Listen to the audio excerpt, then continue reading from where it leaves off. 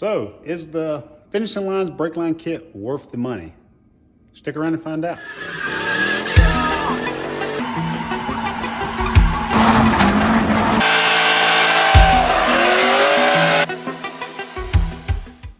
So last year when I was building my Corvette, I run across like the ABS module and everything. This is a drift car, so I didn't care about ABS lights or anything like that. I actually have a Tech 2 where I can turn all that off, but it didn't bother me. And I wanted to get rid of the ABS module because working on this thing is a pity with that thing in the way. So what I done was hit up Finishing Lines, got me a kit ordered with a proportion valve because it's nice to be able to mess with the brake bias on this thing when drifting. And it come in handy at the beginning, at the middle of the season for me because we were on a bank track, and being able to give it a little more front brake where I could left foot brake and keep it up on the bank helped a lot.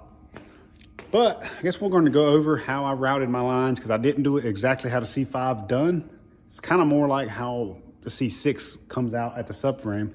And I'm just going to go over the quality of the kit because when I received my kit, I was blown away. Like I was amazed by the packaging alone.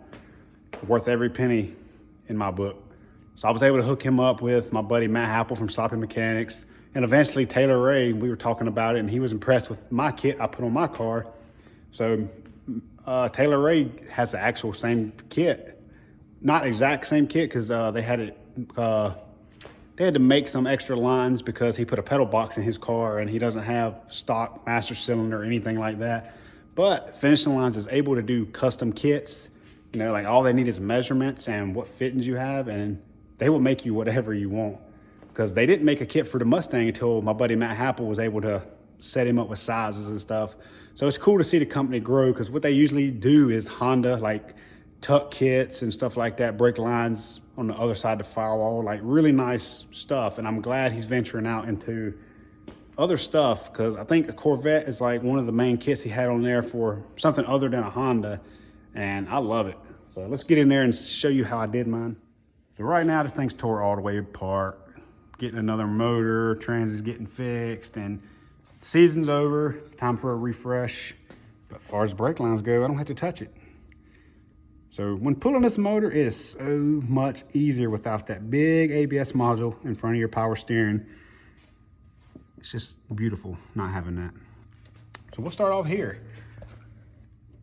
The kit is simply amazing, so easy to put on. So what I've done was I actually wrapped some heat tape around mine because the headers get super hot, and I just used like a P-clamp, clamped it to there, and then this line coming out of the proportion valve, I just wrapped it with heat tape, routed it down. And what's nice, my car being a 2000, it doesn't have a return line, but it's got the same clamps that hold the return line for like the older, I think 98 models that had a return line. So I was able to snap the brake line right into that holder and run it all the way down the torque tube, and it's held like factory, all the way to the back. So that was super nice. So we'll swing around here, and another P-clamp on the side of the frame. And I just used P-clamps to clamp the lines, and I mean, this thing is solid, like not going anywhere. So then I looped it around here, another P-clamp, and then that line runs right down to my brake line. So I have extended brake lines because I have an angle kit that requires it. So I could have done this a little nicer. This right here is where the factory line comes in. The bracket bolts here and puts the line right here. You can see where I'm going with this. Tire rub, brake line, doesn't mix. But the cool thing is, the C5 has this like 90 degree, well, that's a 180 degree turn. So it can come up right here and come around and down into the factory rubber line. So all I did was took the bracket, and honestly, I should have just done like the other side. The other side's kind of inverted to this. I drilled a hole, bolted this with a nylon locking nut, and it's not going anywhere. But I should have just run a bead of weld in there because the other side, that's what I did because I couldn't put a bolt. So it just connects right to my extended brake line. It comes out and it just works. You know, I've had this kit on here since last year and no complaints whatsoever. I've had these since I got the car, and they were actually routed right through here, and they were like getting rubbed on. You can see rub marks from where it was rubbing the wheel. So honestly, putting the brake line, the finishing line kit helped with all that, because I was gonna end up losing brakes. So off of that T, you'll see that line. It just simply runs right on the rack and pinion, zip tied, and feeds right into where the frame is. And you'll see right there, it's got the same 180-degree turn, and it just goes exactly like the other side. So it just wraps around, and this thing just kind of floats here. The way it's got this bend in it, it doesn't touch anything. It's able to just be free, and it works. So honestly, if you have this kit on your drift car and you still have it in a stock location, all you have to do is unbolt it, take your bracket, put it down there, and just kind of put a tack weld on it where it's in the center of everything. And yeah, it just works. So we'll get into the rear next. So as far as the rear goes, I just left them in the factory spot, and the finishing line kit just kind of runs just like that. Like I said, on the front, I use a lot of P-clamps. They hold them perfect. They don't squeeze the lines. And I was kind of worried about these lines being back here. I thought about it after trans is in. You can't really see these very well. I was gonna wrap them with heat tape, because you can see these are license plates that I put because the car almost caught on fire because the exhaust is so close. I literally took that one off the front of my truck. That's my Harley tag.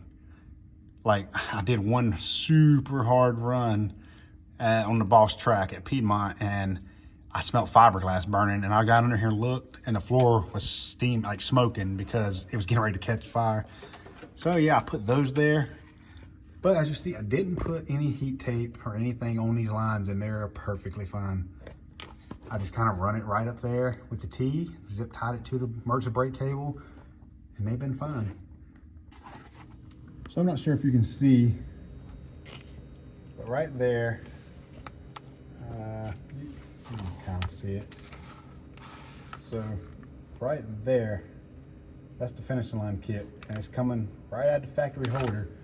And you can see it snapped in there, and it just runs right up to the T.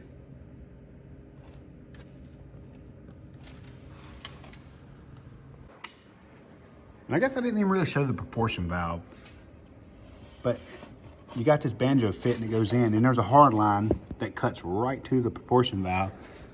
I made this bracket right here that bolts to the master cylinder bolt, and I just got it, the proportion valve bolted straight to the bracket.